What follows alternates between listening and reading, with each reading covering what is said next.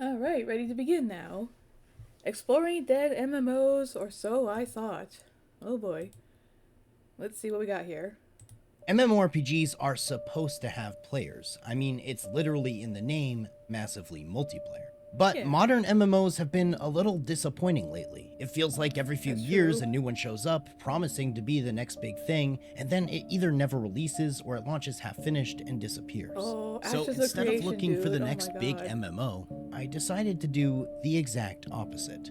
I went looking for the least modern MMOs I could possibly find. The thing is, there isn't always enough players to go around, everyone tends to flock around the main popular titles, and the rest get left in the dust. I've explored Oh, a yeah. lot of dead MMOs on this channel, mostly by sorting through the lowest rated sections of Steam. But if you want to find the truly obscure, the truly hidden, you're not going to find those at the very bottom of the lists on no? Steam. That platform is just too big. No, the truly obscure live in ancient forum ancient posts through shady forums. download links and on websites that haven't been updated for over a decade. Now, Oh my god, yeah, you're talking way back in the Stone Age, the ancient archives of all the MMOs. In the days before Steam. I imagine it's probably incomprehensible to the modern gamer. Yeah, before Steam, you had these forums, these personal websites for all of these, login details, everything. I think, it was before Steam was a thing, dude, and we're digging way back here with this. Now, normally I wouldn't recommend downloading random files from 20-year-old websites, but for the sake of science, that's exactly what we're doing. Today, I've gathered a list of a few of the titles that I want to dive into. These games are old, mysterious, secretive, and, judging by some of the screenshots, extremely janky. What I want to find out, first of all, is just how many players exist on these servers, and would they be willing to chat with me? Second of all, I want to find something unique, something different, maybe even something kinda good. Ooh, this should be interesting. I don't think I was supposed to find this game. Oh At no? least, that's what it felt like. Eternal Lands. A fantasy MMO from 2003, still running, still downloadable, still just existing on a website that feels like I had to use the Wayback Machine to access it. And taking a look through the Eternal Lands forums, it From seems back in like some 2003? people Oh are my still logging gosh. in from time to time. The website describes Eternal Lands as a free-to-play 3D fantasy MMO with a focus on fighting, crafting, and role-playing with friends. Alright, let's see what this is all about. So this is Eternal Lands, and this is character creation. You can choose between 3 free-to-play classes, the human, the elf, or the dwarf, but there's also 3 other classes which are pay-to-play, including gnomes and dragons. I chose the bald, red shirt sort of look, and it reminded me of a simpler time. Anyway, I named myself Waydot and entered the world. This is Eternal Lands. I spawned in next to the tutorial NPC. What's up, bitch? He informed me that the game is click to move and that I should make my way to the tavern. So I opened Tutorial NPC. Straightforward, direct, to the point. Back then they weren't kidding around. They just told you how it is. Oh wow. Servers are still online. Oh god. Yeah, you have to wonder how many of these ancient games are still around. Let's see what's going on with Eternal Lands here. my world map to find the tavern, and this is the world map. We're on an island called Isla Prima. I started making my way towards the tavern by following these blue to the tavern indicators, and wow, walking sucks. Your character can't move any faster. This is the one and only speed within Eternal Lands, but that's okay because moments later I found the emote menu, and those emotes made me feel a little bit better. Anyway, this is the tavern. I spoke with Rekka, and this apparently got my overall level to 10 by giving me a level of 8 attack and defense. Not bad. I made my way back to the tutorial NPC, and I don't think I Had can a nice begin to casual gait properly there. convey to you just how much of a struggle session I was in for. You see, his next quest was a simple gathering tutorial. He informs you that there's 9 separate flowers on this island and that you need to go and gather each of these flowers and put them in your storage. That sounds simple enough, right? It started off that way. I began by wandering around simple enough. aimlessly Find some looking for flowers. things to gather. I even slaughtered this poor little defenseless bunny with my bare hands. And eventually I stumbled across a plant that it seems like R.I.P. Bunny. You tried to return, but only 5 or 7 people playing, and most of them were cheating. Sadly, that's how it goes, isn't it? If they played the game for that long, I imagine they've ran out of absolutely everything to do, so now they cheat just for the fun of it, right? If they're messing with other players cheating, that's just mean, man. That's just mean. Like, if you're gonna do cheats, do it in a single player experience where you're not bothering anybody else. Cheating in a multiplayer game, I think it's just a bit lame. Unless you're like in like a private server with your friends and you're messing with each other, fine. But they shouldn't be messing with other players, dude. That's just uncool. I could gather. By the way, this is gathering. You just stand beside whatever resource you're trying to get, and then your hand starts glowing, and that's how you know you're currently gathering. Unfortunately, though, apparently in order to do this quest properly, I needed to gather all of the flowers in a particular order. In order? I was getting kind of confused, so at this point I took a look at my world map again, and something interesting about Eternal Lands is that you can actually navigate and move your character by just clicking directly on the world map, and your character will begin to autopath to that location. Okay, cool, I guess. I found my next plant, which I could gather from these red snapdragons, and these ones seemed to actually work since I was gaining harvesting experience every time I gathered them. But this is when I realized that the game was actually directing me to different plants on the map, and you could find them on the main map by this little blue X. Okay, simple enough. I would just walk around gathering the plants the game directed me towards, and eventually I would have all 9 flowers and I could hand them in to the storage NPC. So I went and gathered these swamp candles, and did I just die? Mother Nature got pissed off at Waydot, who lost 14 health. Waydot was playing paintball at Passchendaele. What is happening right now? Okay, it turns out you can take damage when you're gathering things. Noted. Well, whatever, dying seemed to have no real penalty other than returning me to the spawn location, so I made my way back out and continued gathering plants. I got lilacs and red snapdragons and tiger lily and blue starflowers and chrysanthemum and blue lupine. Surely, this is all 9 flowers, right? My next map marker told me to hand everything into the storage NPC, so I did, but I couldn't help but notice that I only had 3 flowers in my inventory. Where did the rest go? Wait, is that a player? Metal Gear Acid. That's an OG Xbox gamer tag, if I ever saw one. Oh, wow. Don't you guys fucking... I said, what's up? He said, Not much, I'm new. I said, me too. How did you find this game? Used to play as a kid, what about you? I just heard about it. It's dead as fuck, not really worth playing. Yeah, it's an interesting time capsule. Yeah. And that's the last I really saw of Metal Gear Acid. I wish I had asked him about these flowers, because now apparently I had to go back and gather all of them again. Metal Gear Acid was pretty handsome, though, for tech back in the day. Look at that. Nice rugged appearance, long silky raven hair. This guy knew what was up when creating his character. You gotta make a character good looking, you know, even with the limited technology of 2003. And that's the last I really saw of Metal Gear Acid. I wish I had asked him about these flowers, because now apparently I had to go back and gather all of them again to make sure that I actually found them all. You see, the problem is that the quest would update before you had actually successfully gathered a resource from said flower. So now I would have to go back and find them all, but this time without any quest markers guiding me. This was fairly simple, as I remembered the location of most of these. Eventually, I had gathered from all the spots I remembered: the lilacs, the tiger lilies, the chrysanthemum. All the spots I remembered. 8 flowers.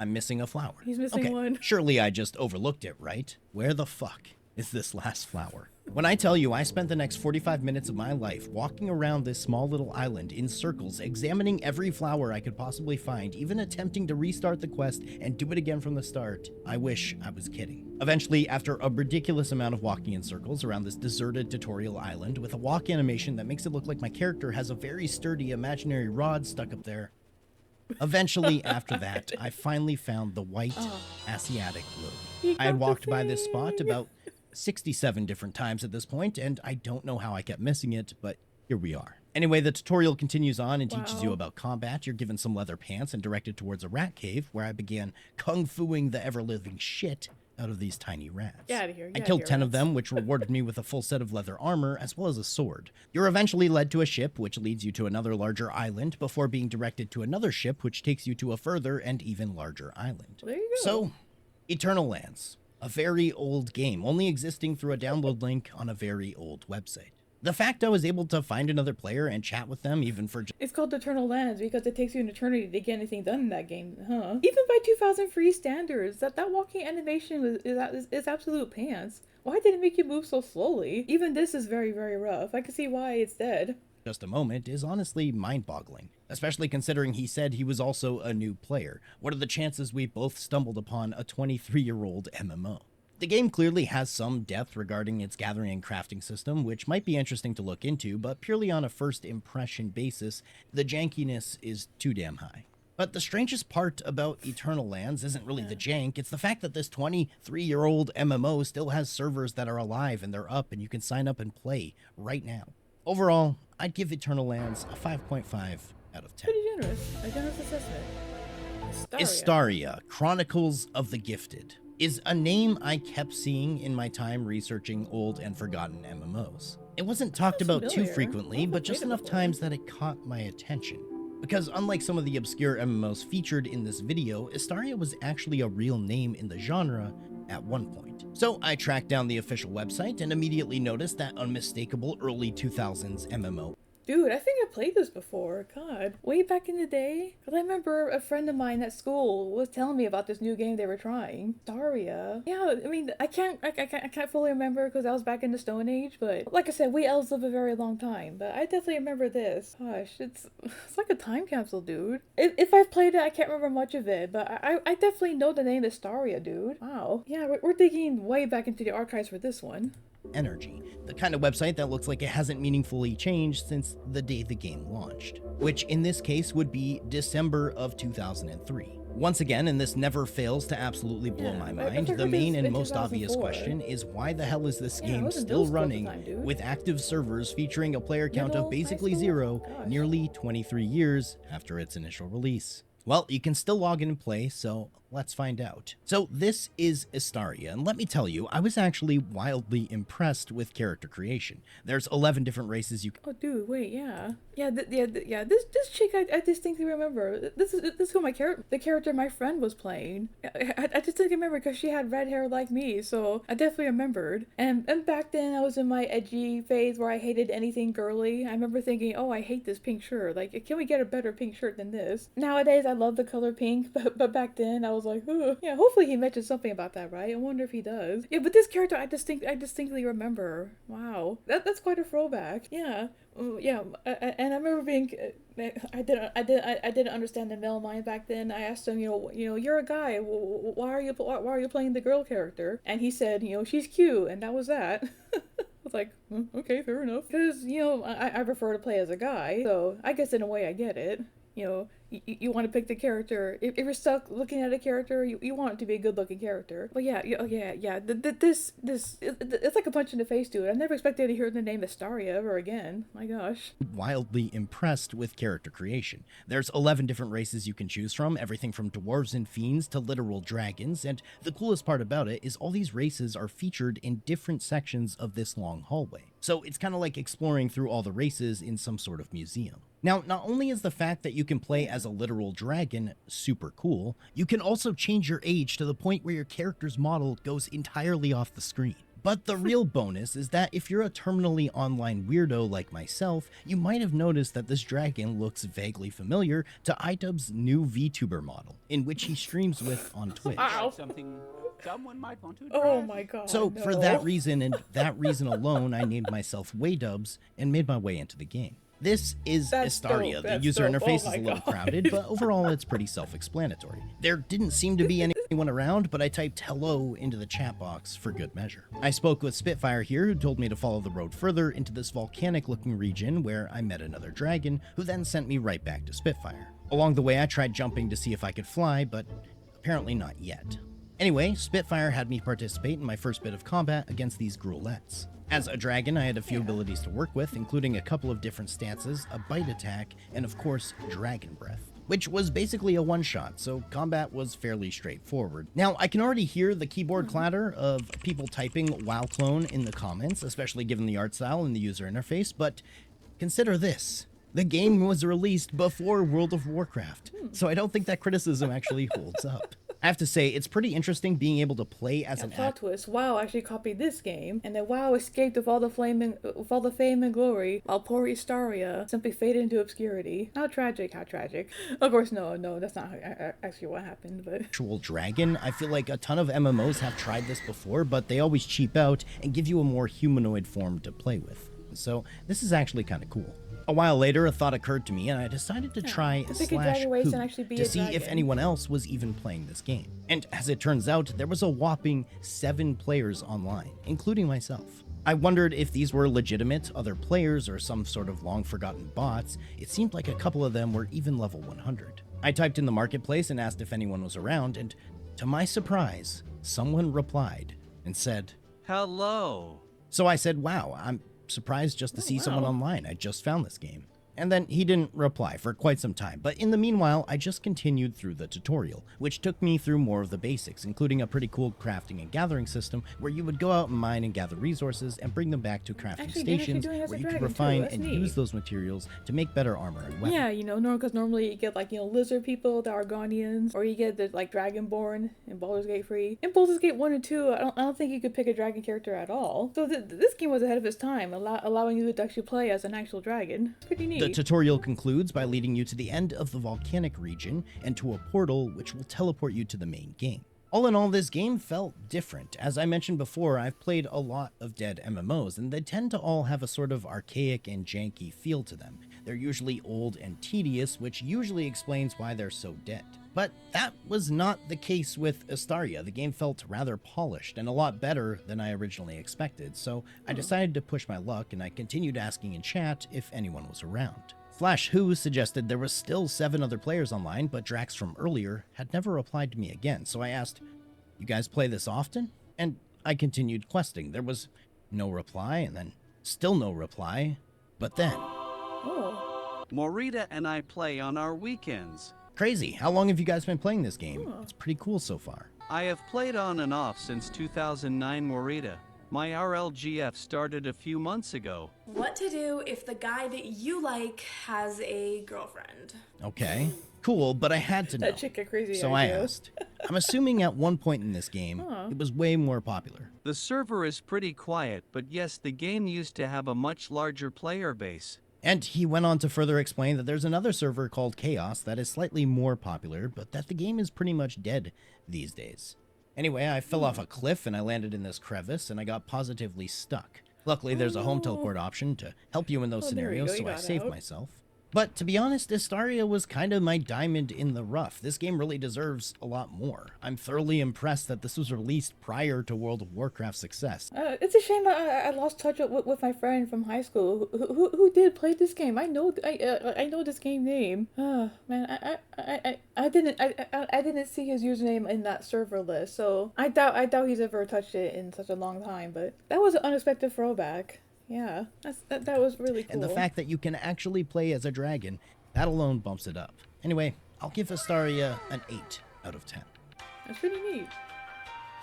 Lane shift. Now, we have to talk about Planeshift. This is a free-to-play MMO that began development in 2001, and the first public release was in 2003.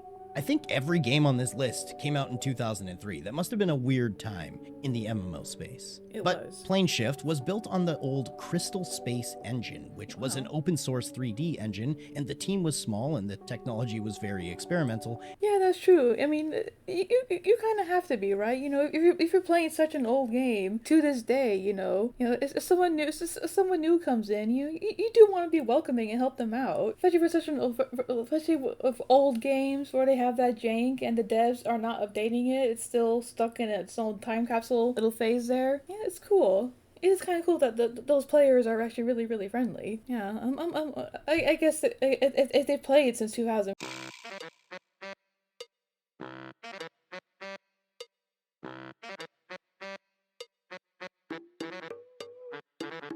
Race you chose. Then you're shown your character flying through a purple vortex before you land in game, and this is Planeshift. You're on a floating, glowing purple platform, and some god is talking to you named Vodul. It's funny because you can choose his responses over and over again and make him repeat himself, which sounds hilarious. Anyway, you can move around with WASD in this ethereal zone, and this place is basically the tutorial. When you click on things, you get a few options, such as look or touch. Now, this tutorial was very strange. Essentially, you're asked to go from area to area where you have to trigger cutscenes in order to unlock the next area. Every time you trigger all of the cutscenes in one area, you're asked to make another choice by choosing either the pink or blue shard in the center of this goblet. It's weird, and the most annoying part is that sometimes you would be standing exactly where a cutscene would later trigger, but it wouldn't trigger it while you were there. To top it off, I was experiencing lag and rubber banding of such a monumental degree that I almost turned the game off then and there, but I stuck it out. I explored through each new section of the tutorial, triggering all the random cutscenes that would take place. The last section was particularly tedious as I had run across the entire available map multiple times without triggering any of the cutscenes. But then, seemingly at random, they all started to trigger at the same time, which Whoa. finally allowed me through to the final platform, where I was able Well, the movement isn't as jank as, what was it, Eternal Lands before? So that's a win in their book. A bit of rubber banding is a small price to pay to not walk at a glacial pace. And for 2003, yeah, the graphics weren't too bad at all, actually. It does look pretty cool. Yeah, in the context of 2003, it's not bad. to use a portal and teleport into the main game. Now, I thought to myself, that was a strange tutorial, but surely the game is going to become more normal at this point. Surely things are going to start making a little more sense, and through my vast MMO knowledge, I'll be able to piece together what the actual hell is happening. No, that would not be the case. So, in the main game, you spawn into this dark cave. You're prompted to equip a torch from your inventory, which seems like a simple task, but nothing, I repeat, nothing in this game is simple. Eventually, I found out that my torch is an offhand item, so it goes in the shield slot. Okay, well, at least now I could see my way forward. Eventually, after like 2 minutes of running, I made it to the end of this cave and found some sort of dark fortress. You have to go up to the bell and ring it in order to draw down the bridge, which allows you access to said fortress. Okay, then you take this elevator up, and this is the first time I actually saw any sort of interactable NPC outside of the god Vogel that I was speaking to in the tutorial. This is Abelia, and she gives you your first quest. I was gonna go back and speak with her, but I just wanted to explore a bit further to get my bearings. I ran downstairs in this tower and found another NPC, a blacksmith. Then I tried to run to the top of this tower, which was proving rather difficult, and eventually I just jumped out of a window, which gave me 12 experience points in the body development skill. Okay, sweet. But then something extra. Well, hey, if you throw yourself out the window, and you land, that creates endurance and strength for your body. Like to say, pain is weakness leaving the body. So good on you for body development right there. For stronger bones, hurl yourself out the window. Disclaimer, for legal reasons, this is a joke. Extremely unexpected happened when two players ran up to me. I said, Cool. Hey, Sup? not much, just looking around. Welcome to the most confusing MMORPG ever. Okay, so I said, any tips? Not many, to be honest, trying things out mainly. Read very carefully everything that you see. Sometimes you can get stuck on a quest for ages just because you missed one thing an NPC said. I am by no means an expert. I used to play this game for little about 18 years ago. I would love. I don't need a whole life story, just yes or no. Jerry. Yes. I said, I just like exploring older games. Good luck, have fun. Gotta catch up to my noob friend. And it's in moments like these that really good on shape the him, good fun on you him. can have in Showing these his friend older around. MMOs. Stumbling across random players in ancient games, it's kind of like meeting another human in a post-apocalyptic world. He mentioned that you can't miss a single thing an NPC says, and honestly, he's right. Because after pushing into the questline a little farther, I was eventually told to kill a rat and to bring this guy some rat hide. I spent longer attempting to actually fight in plane shift than I spent looking for flowers in Eternal Lands. Something that you think would be so It took him 45 minutes to find all the plants in Eternal Lands. Yeah, I guess programming wasn't as intuitive as it is today, maybe, or they just had limited technology to work with. But to not plainly spell out how to develop combat in this game, my gosh. And what he said about MMOs, like exploring a post-apocalyptic world, that is true in a way, isn't it? It's a separate world, MMO, and now, it ended. The devs, quote, God left the world, nothing's happening in the world anymore, and all that's left is just what was left behind. It's one of them was creepy in a way to meet other players like that out there. explanatory and easy to figure out, has absolutely no in-game explanation, and this game is so old and obscure that you can't even really find information about it online, which leaves it as a sort of relic that doesn't really exist anymore. Here's a game that you can basically access and play and get confused by without any sort of reliable guides online. That's actually a novel experience in 2026. Ultimately, I figured out how to fight the rat and even got to do some mining and other activities, but this game is a weird one. It feels like a mystery game first and then an MMO second. All in all, Plane Shift was the most unique on the list today, and while it's strange, I'll have to hand it a 7.5 out of 10. I'm happy I stuck through the laggy and weird tutorial in Yeah, it's order to pretty meet good my there. new friends. So, after exploring these 3 ancient MMOs, I think the most interesting thing about them isn't really the mechanics or the graphics or even how old they are. Eternal Lands feels like a pure relic of the early MMO era. Astaria ended up being the biggest surprise, game that actually feels pretty polished. And then Plane Shift. This one is easily the strangest of the bunch. It feels like a mystery first. But the thing that stuck with me the most while playing all of these wasn't the systems or the designs, it was the people. Even in games that are basically empty now, you can still stumble across someone who's been logging in for years, sometimes even decades. These games are old, confusing, and incredibly janky, but the fact they're still running at all is pretty impressive. And honestly, it makes you wonder how many other especially- strange, forgotten MMOs or just games are still quietly running somewhere out there on the internet, just waiting for someone to stumble across them.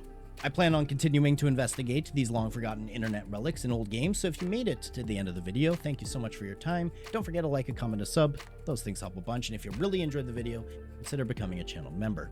Anyways, I will catch you all in the next one. Yeah, it's a great Later. video there. It's a great one. Wow. Yeah, let me go ahead and link y'all the video here.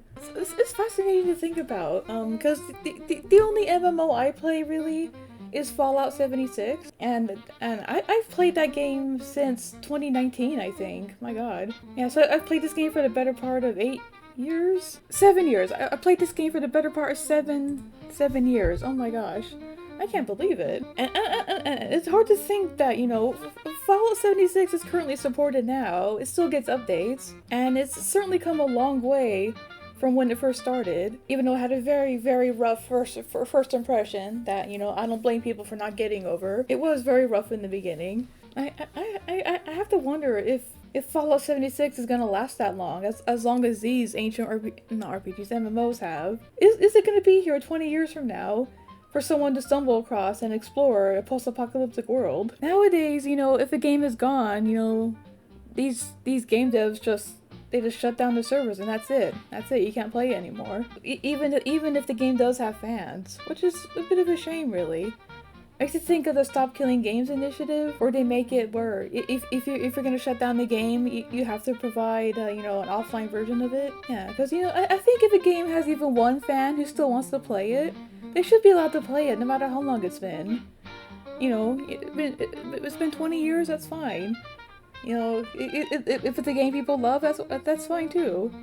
I mean, gosh, take a look at Melee players, right? You know, they still play Super Smash Bros. Melee despite the fact that, you know, that game is like 2001, dude, 2001, man. But people still play it royally even today, simply because they like it. Now imagine if they made it impossible to play these old games, even these old MMOs here. That would just suck, dude. Like, okay, that's it. You can't connect to this world anymore. Hopefully the Stop Killing Games initiative takes off, right? You know, people should be able to play the games that they pay for, even if it's no longer supported. Yeah.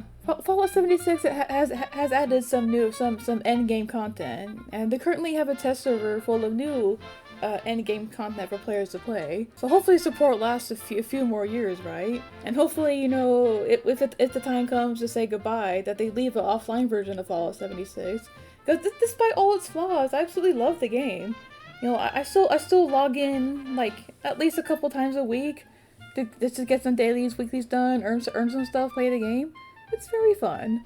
People should just be allowed to play the games they like. You know, if you buy it, it should be yours forever to play whenever you want. Yeah, like, you know, if the publisher doesn't want to host servers anymore, you know, that's fine. You know, just let the players be able to host their own servers. It's not that big of an ask, is it?